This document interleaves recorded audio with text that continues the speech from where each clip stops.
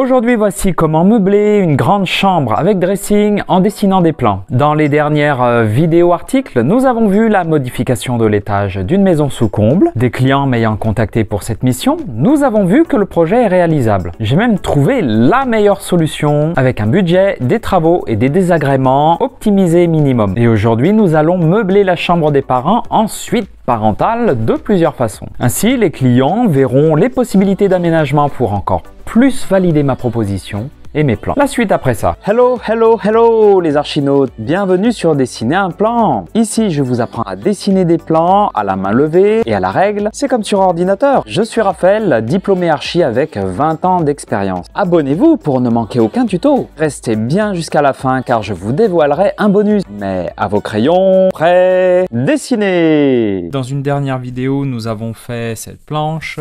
Je vous ai montré comment l'obtenir, la télécharger, l'imprimer et la découper. Maintenant que c'est fait, vous voyez donc c'est déjà avec de la pâte à fixe derrière pour la fixer ici. Par exemple, on va commencer par installer le lit des parents. On pense le mettre là. On va mettre aussi 2 tables de chevet, là et là.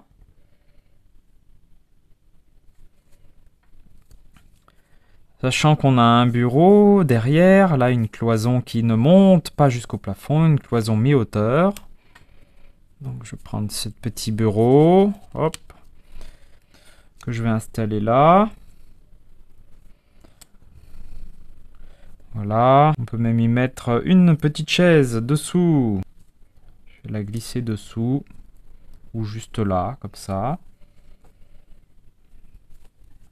J'avais dit qu'on avait des penderies, qu'on va lui mettre ici et là. Là, je pensais plutôt des casiers, ou alors ici pour madame et ici pour monsieur. Donc, toujours une partie penderie et une partie casier. Ce sera à eux de choisir, en fait. Hein.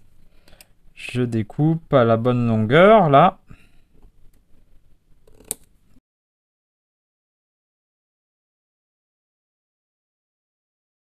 J'ai fait des longueurs, comme ça permet de découper à la longueur qu'il nous faut, que ce soit pour les penderies, les casiers ou encore les plans de travail. Voilà, ça commence à se meubler hein, finalement. L'aménagement prend très vite forme.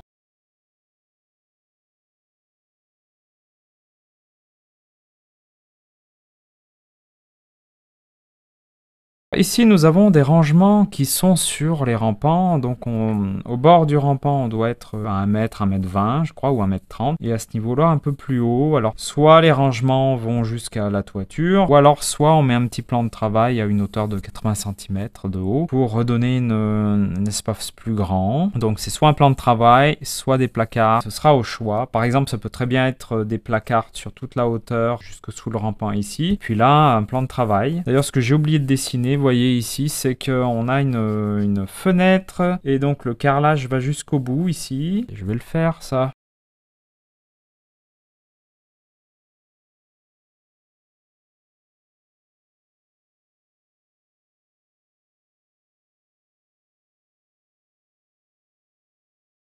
Voilà, j'ai fait la petite modification ici, on voit le carrelage, comme ça on voit bien que les clients peuvent rester debout et aller sur le carrelage ici jusqu'à la fenêtre pour l'ouvrir, la fermer. Et donc de chaque côté, paf, on aura des plans de travail et des rangements. Moi je recommande des rangements sur chacun des côtés et ici plan de travail. Ça peut être des commodes.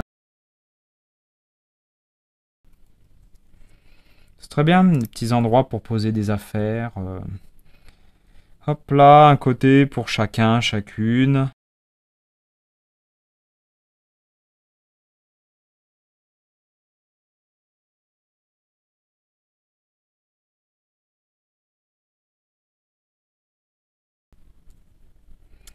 Même qu'on pourrait mettre un petit fauteuil ici, en fait, pour se reposer, c'est sympa. Et pourquoi ne pas mettre un tapis au sol ?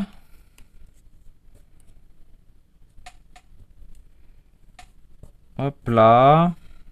Donc revoyons ce plan. Voilà l'entrée de la chambre et nous avons là une partie dressing, ici aussi un espace de bureau avec un plan de travail et sous le plan de travail des rangements pour le bureau. Ensuite on accède à la chambre par ici, c'est un espace qui est assez dégagé donc il n'y a pas de couloir sombre et on arrive sur une grande chambre qui est sous 3 rampants comme ceci mais avec une fenêtre verticale de toit qui apporte beaucoup de lumière et il y a aussi un Velux qui apporte de la lumière là sur le bureau et le dressing, mais aussi là. Et pourquoi? Parce que la cloison qui est ici ne va pas jusqu'au plafond sur toute la hauteur. C'est une cloison qui va jusqu'à 1,50 m de hauteur pour que la lumière puisse aussi passer comme ça. Et quand on est debout, qu'on soit ici ou là, en fait, on a vraiment une impression de grand volume. Bien, on va voir maintenant une deuxième version. J'ai pensé à une autre chose.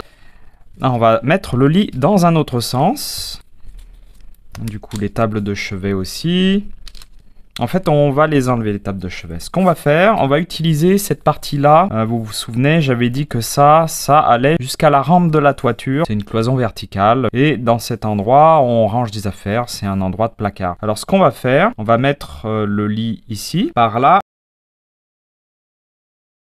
on laisse un petit passage de ce côté-là, on a le passage ici, et on va se servir de ces meubles-là comme table de nuit. C'est-à-dire qu'on aura des petites niches ici qui vont servir de table de nuit pour poser une lampe, le réveil, téléphone, livre, etc.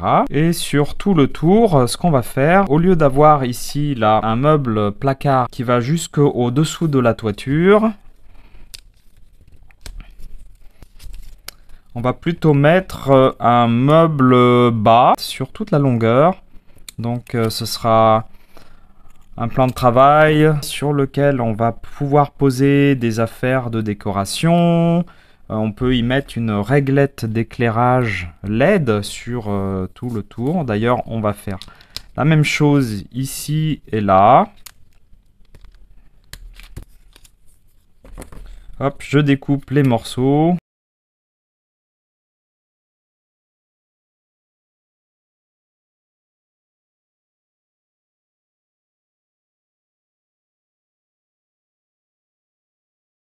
C'est du sur-mesure, globalement. Ces meubles peuvent faire environ 70 cm de haut. Et dessous, on a des rangements, des tiroirs, des portes de placard. Et sur le dessus, on peut mettre des affaires de décoration. Et un éclairage LED ici, qui va pouvoir éclairer en indirect le rampant de la toiture. Et on aura beaucoup moins l'impression d'un endroit sombre. On va aussi laisser le fauteuil qu'on avait mis. Et puis là, on va changer. C'est-à-dire qu'au lieu d'avoir un coin monsieur et madame ou inversement, on va mettre la penderie de ce côté pour les deux.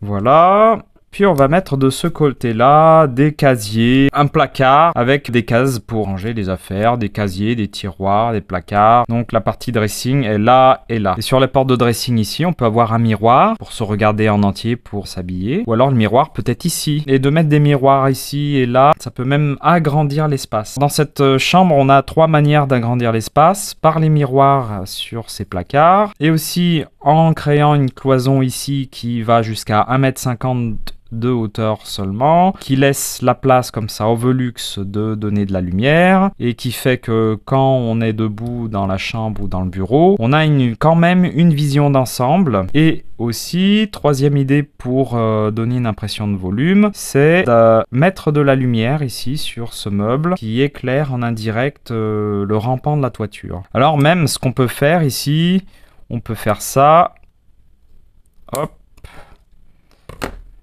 Au lieu de cloisonner ici d'un côté de la poutraison, ce qu'on peut faire, on peut cloisonner de l'autre côté de la charpente. Voilà, j'ai fait une petite correction parce qu'en fait, je vais le scanner pour le mettre sur mon blog. Vous pouvez retrouver les plans et les télécharger, ainsi que cette planche-là pour travailler. Et ben voilà pour la deuxième version. Je trouve beaucoup mieux le fait d'avoir le lilas parce que ça dégage un peu plus d'espace. Puis peut-être qu'on est moins gêné ici par le jour qui se lève.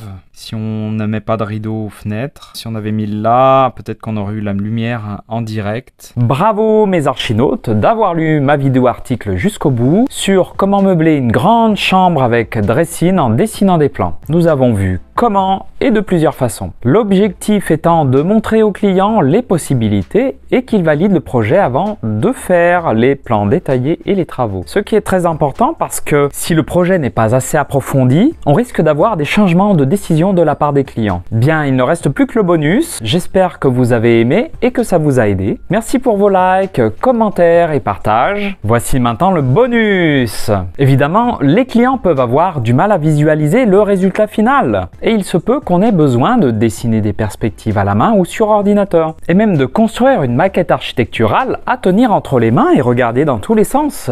Voilà des pistes pour explorer toutes les possibilités et limites du projet. C'est malheureusement souvent que cette phase est zappée sur des petits projets et que l'on rencontre ensuite des problèmes pendant la réalisation des travaux. Par exemple, en trouvant une fenêtre trop haute pour l'ouvrir et la nettoyer, ou une porte face à une charpente ou une poutre trop basse. C'est fini! Alors à bientôt! Dessinez de beaux plans! C'était Raphaël de la chaîne et du blog Dessiner un plan comme un pro!